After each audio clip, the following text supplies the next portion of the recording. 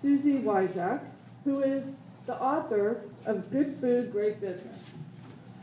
Susie is a local Cal grad, longtime Bay Area resident, and she has spent many years promoting, enjoying, and supporting local makers and farmers.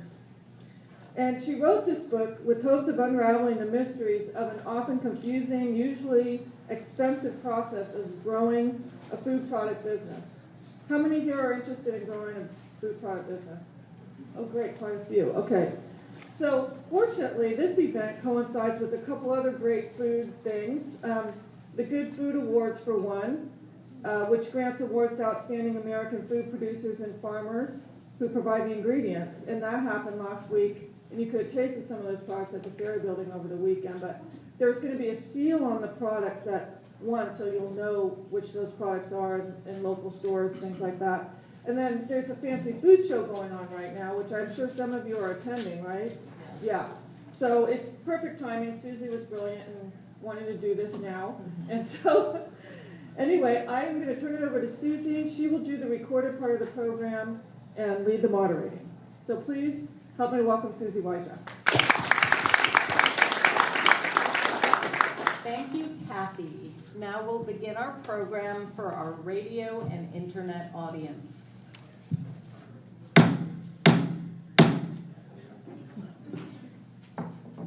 Good afternoon and welcome to today's meeting of the Commonwealth Club of California. You can find the club online at commonwealthclub.org. I'm Susie Wyshak, the author of Good Food, Great Business, and your moderator for today's program. And now it is my extreme pleasure to introduce our talented and amazing panel of women business leaders. Jill Litwin, who founded Peas of Mind. Kathryn Lukas, who founded Farmhouse Culture. Grace Erickson, who's the general manager of Ocho Candy, who makes organic candy bars. And Elizabeth Wu, the author of Raising Dough, an all-around financing for food expert. We will be having a conversation among these women about their businesses, their vision for the future when they started, and where they see themselves going from where they are today. And so without further ado, I'd like to welcome Jill Litwin and hear a bit about what led you to start Peas of Mind and what does the company do? Thank you, Susie. So I am Jill, and I founded Peas of Mind about 10 years ago. I was living in Burlington, Vermont, and working in the snowboarding industry. And a colleague of mine was having problems feeding her little one. So I loved cooking, and she explained to me that she would literally go home and open a can of green beans for her son, and that's what she would feed him for dinner. Growing up, I would tell my mom I was allergic to green beans because I just despised them so much. So this really struck a chord in me, and I decided that I would start cooking age-appropriate, all-in-one meals for him. I wanted them to contain all the 4 food groups. And that became our first product line back in 2005. I really grew the business organically. I started out working out of La Cocina Community Kitchen, if you're familiar with them, and I was their first program participant and their first graduate. And then from there, I've gone on to grow the business into 5 product lines. We are in retailers nationwide, everywhere from Whole Foods to Super Target to Walmarts to Safeways. We're going to be shipping into schools soon, and it's just been a huge journey for me. I always say that the business really found me, and I just was open to it. I definitely have that entrepreneurial computer chip inside me. You know, I've always been a self-starter, and when I worked for other people, I really didn't like being confined by my job title. I'm sure a lot of you can relate. I just wanted to run all the other parts of the business and just really immerse myself into business. And that's what I love most about owning Peas of Mind. I get to do things such as media planning or PR or finance or R&D all in one given day. So that's Peas of Mind. So Kathryn, your company is also focused on healthy food. Let's hear what led you to start and where you see yourself going? Well, love started my business. I'm a California girl who fell in love with a German, and I moved to Stuttgart, Germany, and I had a restaurant there, and I learned how to cook there. And I tasted real sauerkraut from a barrel for the first time there, and this was in the mid-90s. And it was a revelation. I started using it in everything. Fast forward, came home in '98 without the German husband, and cooked for a while here in California, was a private chef, did a few things, and then when my son was getting ready to graduate high school, I knew I wanted to learn how to cook more natural foods, and I learned how to ferment kraut at a natural culinary program in Santa Cruz, and it was just an immediate sort of, it clicked. I just knew I'd found my next passion. I'm pretty focused culinarily.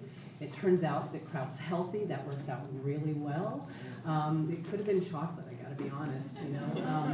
And, you know, for me, I think Farmhouse Culture has been sort of a reinvention and a recycling of all the different things that I've done in my life have kind of led me to Farmhouse Culture. And by that I mean my travels, my interest in traditional foods. I've studied all over the world, and wrote a thesis on pre-corporate food traditions, and then my love of the culinary. And I was so fascinated by kimchi, and then by the fact that California is almost halfway in between Seoul and Munich, and we have this bounty here, and I thought, why are we not doing foods that really represent this region? Why are we still, as Americans, eating cabbage and salt? Why aren't we putting lots of interesting ingredients in our krauts like the Koreans are? And then I looked around, and not that many people were doing it. And I'm thinking, and this stuff is good for you. And this is an opportunity. I think I'm going to start focusing on this. And so I took a good 6 months to write my business plan and get advice, and started out very small at farmers markets and through a friend's CSA box, and then built it through natural food stores, and am now selling nationwide. And the company's essentially doubled every year. And a couple of weeks ago, we are ranked the #1 raw kraut in the country in terms of sales. And when was that real turning point from when did you go nationwide? We've been nationwide for about 3 years, but it's been pockets, and we're still filling out all the pockets. It's kind of a progression. I would say by the end of 2015, we'll have a really, really good coverage. But I think Whole Foods was the company that helped us move into the nationwide scene. I'm chomping at the bit to get to the financing, but Elizabeth will be great panelist for that. And Grace, let's hear about Ocho Candy, who I love. So, as Susie mentioned, I work for Ocho Candy as the GM. Unlike the other women on this panel, I did not found the company, but I have spent the majority of my career pursuing positions that allow me to learn more and more about how to run a food company. So early on in my career, I started out at Ghirardelli Chocolate. I worked in planning, accounting, and industrial engineering. And then from there, I moved on to a startup company called Cho Chocolate, which was based here in the city now since they've moved it to the East Bay. But I set up the infrastructure for their operations and safety programs as their production manager. And then after that, I consulted a little for myself for them and Ricciuti Confections, which is a truffle manufacturer in the city. Worked a little in marketing for American Licorice Company. And then from there, I went to Ocho, where I helped run the facility and bring their manufacturing in-house. So currently we're in West Oakland. We manufacture organic versions of traditional candy bars. So we have a healthy objective, but we are still very much into candy and the sugary sweetness that it is. So that's what I do and how I help out in the food business. And I know Ocho's really growing at this point. Yes, we're growing crazy. So we're actually potentially moving soon. So that's going to be also very exciting for us. We're outgrowing our current capacity, so we need more space and production ability. Moving within West Oakland. Yeah. And Elizabeth, I'd love to hear about the type of work you do and what trends you're seeing in financing for businesses like this. Sure. So the work that I do has evolved quite a bit over the course of my career, but my undying devotion has been for the last 12 years to food entrepreneurs. And I think food is such an exciting topic for so many of us because it hits so many social issues, it hits health issues, whether we're talking about community health or our bodies, the health of our families, and the health of the economy. I mean, it's one of those issues that touches everything, and it touches all of us in a very visceral way on a daily basis. And when I was getting my MBA in sustainable management from Presidio Graduate School, here we are raising up the next generation of food entrepreneurs to found these businesses that are so clearly based upon a deep set of values and a very deep mission. And yet the financing options for these businesses were the same as they were for any other type of business, which leads you down this track of get as big as you can, as fast as you can, and then sell to a large multinational corporation or go public, and then all the values go out the window. And I was thinking, well, it's not enough to just start new companies that are solving social and environmental problems. We also need to look at how can we connect these passionate, values-based entrepreneurs with money that matches those values. And so for a while I thought that the missing link was educating investors and philanthropists and institutional investors on the different ways that they could support socially responsible food businesses, because many of those folks say that they want to do it. The money wants to move.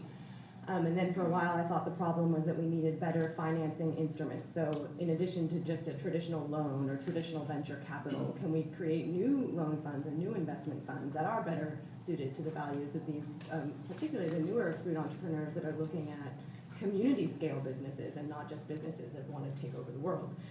And recently I've decided that one of the biggest barriers to entrepreneurs accessing capital is that a lot of entrepreneurs don't love talking about the money part and don't always love asking for money. And this isn't always true. I think most of the successful businesses you'll see, there's somebody on board that loves sharing the mission, loves sharing the values, and loves asking people to come on board. But the work I've been doing lately is around coaching entrepreneurs and getting comfortable with sharing their passion and asking for people to join them through asking for money. So Kathryn, I know you're involved with Slow Money. Can you tell our audience about how they've helped you and how you engage with that movement? When I read Woody Tach's book, Slow Money, it really changed my perspective on asking people for money. I was one of those entrepreneurs that was afraid to ask people for money. I was raised in an environment, I was raised in a family of entrepreneurs, and you don't ask family and friends for money.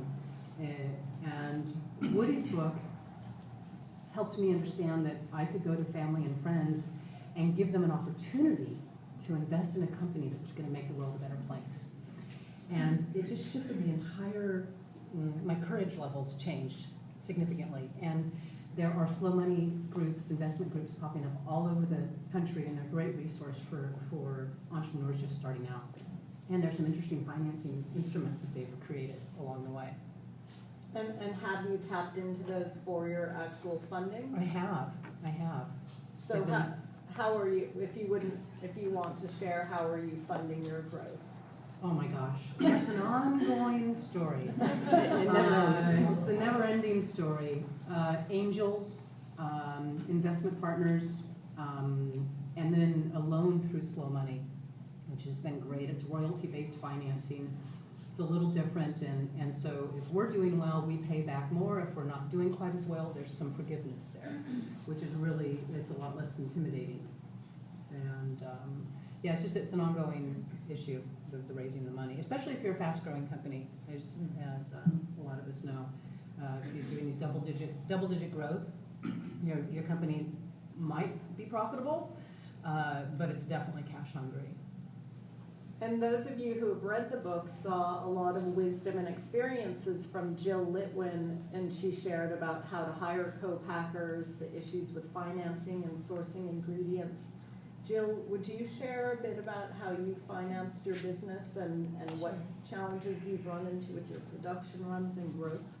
I'm going to start present day and then go backwards, because I feel like part of financing and cash flow is also a big part of that, is how you set up your terms. And so for our products, we don't manufacture our products ourselves. We use 3 different co-packers in the country. And I have 3 different co-packing agreements with each of them, and those all needed to be negotiated.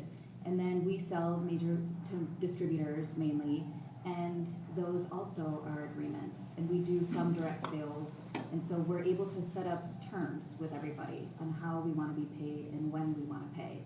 And I think that that's really, really important. Our major factory is based in the Midwest, and our arrangement with them is we pay when orders go out the door. So we do a huge production run so we can get, efficiencies and economy of scale for pricing. But then they sit on the inventory, and I only pay when I sell the goods.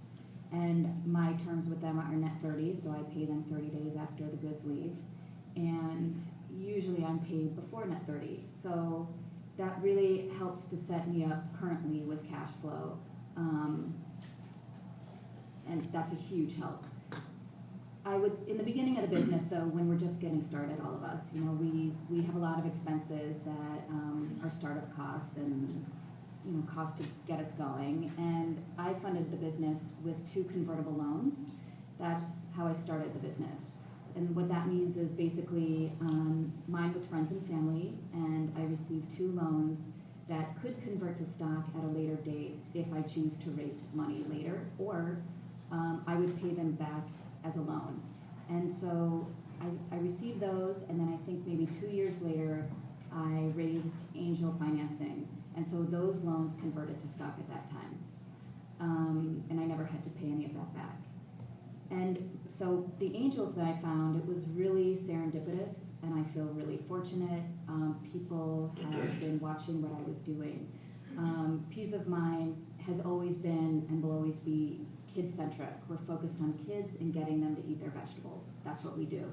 And not just, veggies. We want servings of veggies in everything we do. And that has been a topic that has started to trend around the time I started the business, and it hasn't stopped, because I don't feel it's a trend. It's more a movement of combating childhood obesity and just, our kids need to eat better today. So people have really been watching what I was doing, and I was approached by 2 different people and asked if I wanted money. And so I just got really lucky, and at the time, I wasn't really interested. I thought I could just do this on my own. And so then another year went by, and somebody said, I would really love to be involved in any way you want. And I said, I'm actually starting my quest to look for financing. And it was really, everything that I've done in my business, I've done first. And I've taken one step at a time. And for me, that's proven to be the way that works for me. I want to have a relationship with people. I don't just want to exchange money, or like with our factories, this is a relationship. I courted our main factory for months before we ever started working with them. And I think that that is really important, the relationships that you form. And when you say you courted them, is it that they had the exact set of criteria that would be just the perfect relationship for your distribution and your production? I would say, so our needs, we need certain equipment, and they had that equipment. And courting is getting to know each other. I would have, maybe every other week I would have a call with the owner of the factory, and we would just talk business and what he does and what we do and what we want to do and what he co-pack for other people. And we just kept getting to know each other and learning about the products, our products, and new product ideas that I had that he would hopefully be making for us one day. And we were in a situation where the factory we were using, I could just tell that we were going to be having problems down the line. So I really just wanted to start a relationship with somebody before we were desperate. That's a horrible time to move when you're desperate and you have to, move on a dime. That'll never be good for you with your terms. So we just formed this really nice relationship, and we've been with him for years, and he is just the best. And I can't speak enough about how important the relationship is with all your partners. That's wonderful. We talked, it seems like years ago. I know. And so it's great to hear where you are now.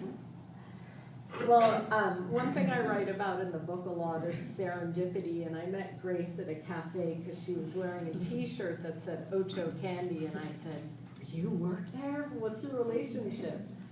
Has anyone here had Ocho candy bars before? Good.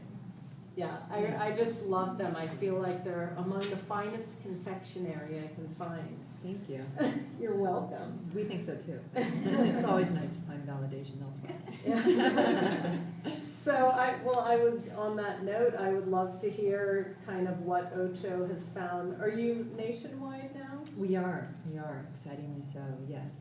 And is the company going global, or are you waiting to see? Right now, we're waiting to see if there's a lot of white space nationwide that we can tap into. So the East Coast, actually the North Atlantic, has been very big for us most recently.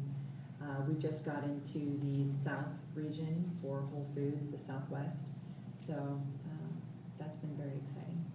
That is. Yeah. And do you foresee opening production closer to this, since chocolate melts? I know it's a whole different issue. We have frozen food here. Right now, I forgot, is yours refrigerated or shelf refrigerated? And then meltables. That's true. Yeah. Not for the foreseeable future. That would be much further down the road. Right now we use reefer trucks. Down the road, if we really needed to get more product on the East Coast, we could always use just increase our levels of inventory at distribution centers on the East Coast, but not manufacturing facilities at this current time. And if you can share, how has Ocho Candy funded the business? Yeah, so the two founders of Ocho Candy, one, Dennis Ring, he worked for Whole Foods. He actually sold the idea, the 365 label, to Whole Foods, so he was the brainchild of that. And he sold that off to them. And then the other founder is Scott Kutrick. He founded Zip Realty, so he made his money that way. So the company, the majority of the company is funded between those two gentlemen, and we also have one angel investor as well as a loan from Wells Fargo. And Kathryn, I'd love to hear you talk about your sourcing for cabbage as you've grown across the country. Is that something, are there new farms cropping up producing cabbage, or how are you going about sourcing? Well, that's a great question. We started out sourcing from local farmers that we met at farmers markets. And we would get all different types of varieties of cabbage. And I realized at a certain point that I needed to source one or two varieties so that my product could have a consistent taste and texture. And so it became harder to source from a lot of small farmers. And also, some farmers would say, yeah, I can get it to you, no problem. We'll, it's October now, I'll make sure you have plenty in March. And if they weren't very seasoned farmers and the weather didn't play along, all of a sudden I didn't have cabbage, and then I'm going out to the open market and I'm paying really high retail prices. So I started working with Lakeside Organics in Watsonville, and they are a large family-owned organic farm, and they were able to meet our needs, which have been pretty extensive. So we purchased most of our cabbage through them. They grow two varieties for us, and Mother Nature is still presents her challenges, but California is the only state in the country where cabbage can grow year-round. And so it makes this area a really prime area for this type of business. And then in April, we're moving out to the middle of an organic farm south of Watsonville. Our farmer actually bought the land, and with the intention of becoming my landlord. I was very excited. I found the property and I begged everybody I know to buy it. And he finally said yes. And so we've got a large facility that we're in the process of renovating there. I'm super excited because that means that 99% of the vegetables that we put into our krauts will now come, instead of within 20 miles of our facility, within probably 5. So that's been something super important to me, is to create foods that are really specific to a region, that have this terroir, That's something that my experience in Europe really, when I came back to the States, I came back with fresh eyes and came back to a homogenized food culture. And it was so boring. And I thought, gosh, I love this idea of regional foods. And so back in the late 90s, that was something I was really interested in. And it's wonderful to see that local is now a regular word. But sourcing is super important to the values and I think the quality of our product. It's exciting to me to see the variety of production methods too, just to understand all the possibilities of partnering or doing it yourself. Were you about to say something? Well, and I really appreciate your sourcing and growing it yourself. And I was just thinking that would be totally impossible for me. Our plant is in South Dakota, and nothing grows there during the winter months. So. Sunflower seeds? Yes. Not in the winter. You need to have an ice company. Yeah. Yes. Kat, or Elizabeth would know, I think. Do you know the Slow Money book? Isn't there a subtitle after the title, Slow Money? Oh, I don't actually know. Investing as though Food, farms, and fertility matter. Okay. And I actually ran the Slow Money project before Woody wrote the book. So from 2005 to 2007, it's a really great organization that is really holding the conversation around what would it take to bring values-based financing to these food companies that are really creating the communities that we want to live in, so more on a place-based level. But I'm also fascinated, none of you really talked about how you finance, other than the founders financing it in the beginning. There's so many challenges to early stage and startup food businesses. You can't go to a bank and get a loan. You're not going to get the attention of an angel investor if you don't have at least a couple years maybe of revenue history. So I'm curious to hear more about what happened in the beginning.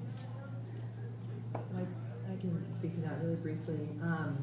We actually had a similar story to Jill, where the angel investor found us and said, I love your product, I want to invest in the company. And at that time, Ocho wasn't looking for funding. And they took him on as a partner. It made sense. It still makes sense. And with regard to banks, absolutely, it's very hard to find loans early on unless you have independent wealth and capital of your own that you can work through. But once you do purchase equipment and have assets that you can take a loan out against, it becomes a little bit easier. So that's what we've done, and that's allowed us to manage our cash flow a little bit better. But even getting to that point, part of why I wrote my book, Raising Dough, The Complete Guide to Financing a Socially Responsible Food Business, is because, now is a very exciting time to raise money for a food business. There are more people than ever before who are interested in moving their money off of Wall Street and onto Main Street and into their neighbors' and friends' businesses.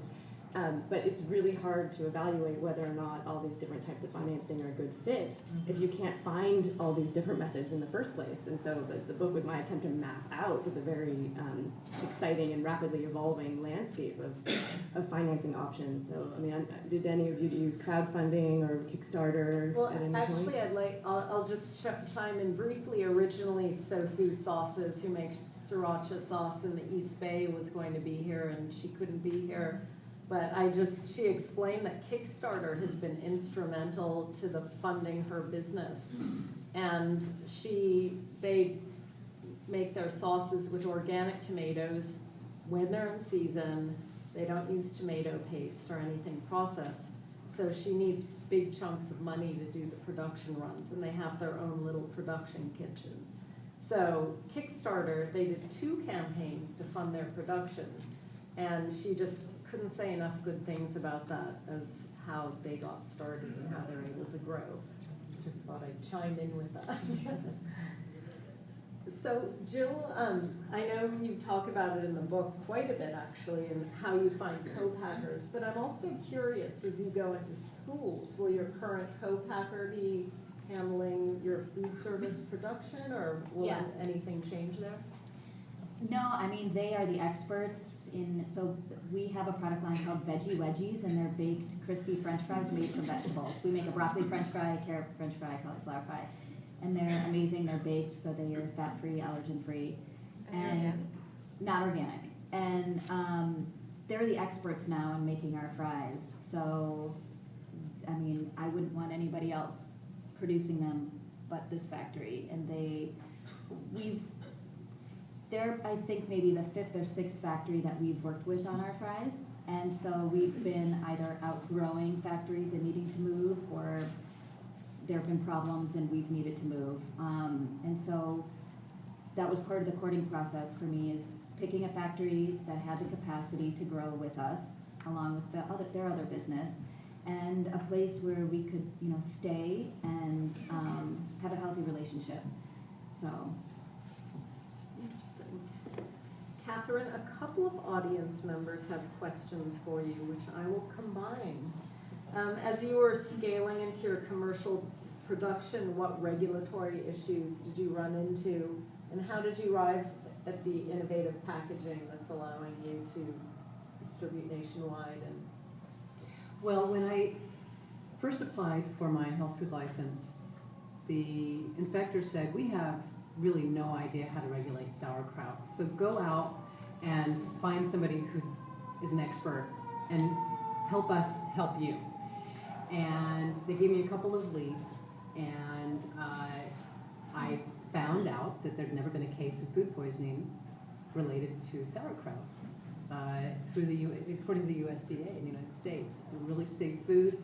It turns out that the lactic acid fermentation process is a kill step and considered safer than pasteurization. So that was good news. The inspectors have been nothing but great. They won't let me ferment in wood, which is fine. But it has just been really easy. And because I had that good training in Germany, I keep a super clean operation, and they just kind of come in and say hi now, because they know things are perfect. And although things are a little crazy these days because we've exceeded our capacity. Yeah. And then the second part was about your packaging? Packaging. Yeah. Oh my goodness. Okay, so I just said I'm going to try and keep this brief.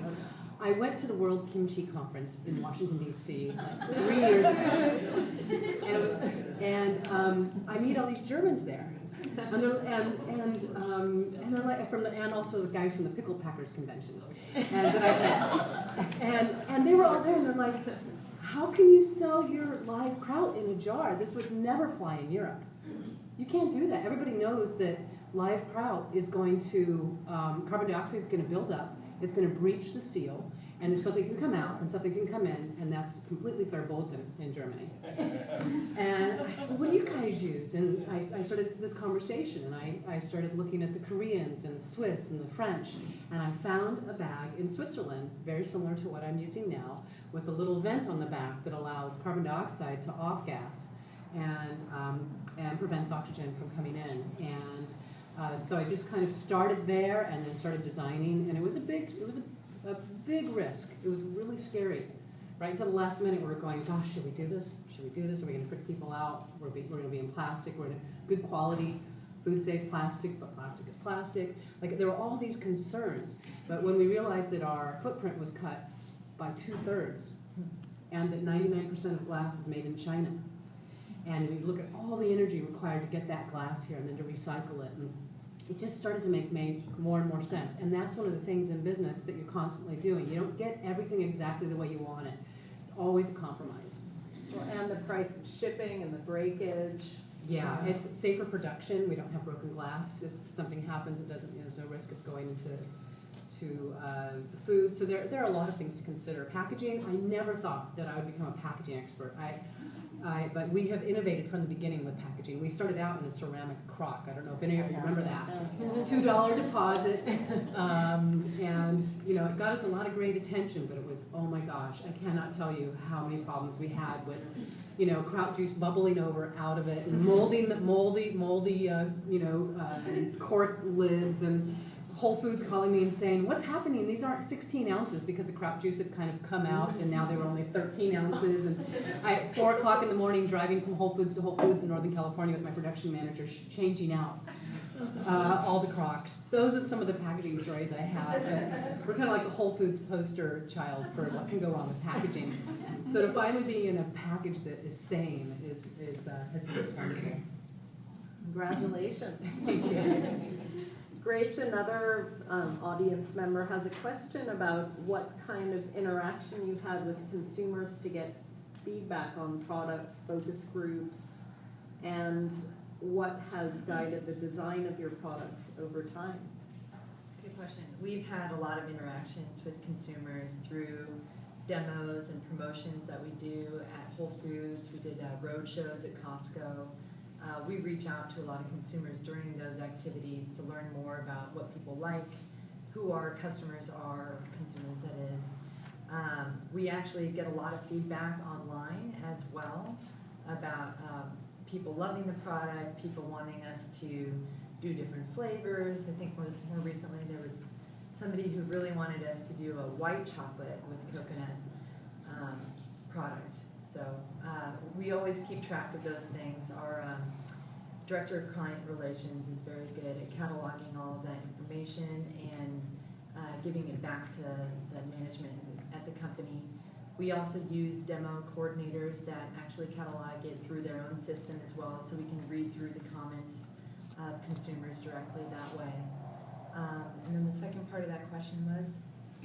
How the About the packaging, design of, the yeah, design. what has guided the design of the product? Yeah, so early on, Dennis has handled much of the design, and early on, both founders wanted a very clean, kind of organic-looking packaging. A lot of people commend us for the packaging. We've won an award or two on it as well. It's just plain, simple, approachable. People love the colors, and that's been the mindset behind the design. And the way their bars are made are just, it's a very laborious Yeah, they're all process. made by hand at this point. I couldn't believe it. Every single step. Elizabeth, here's a great question. If someone is just trying to raise money, when and how is a good time to develop a business plan that might not be a 6-month process, but something that's crisp enough to raise money, but where they can get the money quickly? This is such a great question. How many of you had business plans the first time you had an outside investor? I did, yeah. I mean, Yeah. if you ask this question to a room full of Radio listeners, 2 people raised their hand. So I think, I mean, if you ask around, there's always this question: do I really need a business plan? That's question number one. And then, do I need a business plan to raise money? And from my perspective, I think the reason to do a business plan is to crunch the numbers, to figure out what you're going to need to do for the business to make it worth you investing your time and life energy and life savings and mortgage the house a second time, etc. So you want to convince yourself first that it's worth doing what you're setting out to do. So that's why I think a business plan is a great idea. And from personal experience, I ran a business for 3 years before I wrote the business plan, at which point I realized it was not going to take me where I wanted to go, and I threw in the towel. So one example. And a lot of people also run a business for years without a business plan, and they raise money without it. I think what's more important than whether or not you need one to raise money is how good are you at articulating the value proposition of the business, the values that you based the business upon, and not only what's in it for the business if somebody invests, but what's in it for them and what's in it for the rest of the world. I think a business plan prior to raising money is really important. It also makes you more legitimate. I can't tell you, even just with friends and family, handing them a business plan, they realize that this is no longer a hobby or a dream, that this is something I've worked at, and mine was like 100 pages of just Vetted. yes. So I think it's really, really important. Yeah, but what I would say too is, and here's where you can get provocative, a lot of people want to raise money for the sake of raising money and continuing to do what they're doing. But you can do more damage to your life and to the business even, and to your customers, to raise money under inappropriate terms that will lead you down a path that is not where you wanted to go. So I would question this prioritization of raising money. Like I really think that the opportunity to articulate your values and what it is you're trying to do and how you define success that's the part of the business plan that I think is really important before you approach anybody, whether it be a business partner, an employee, a major buyer, a co-packer. or somebody who might be part of your financial relationships. Because if you haven't articulated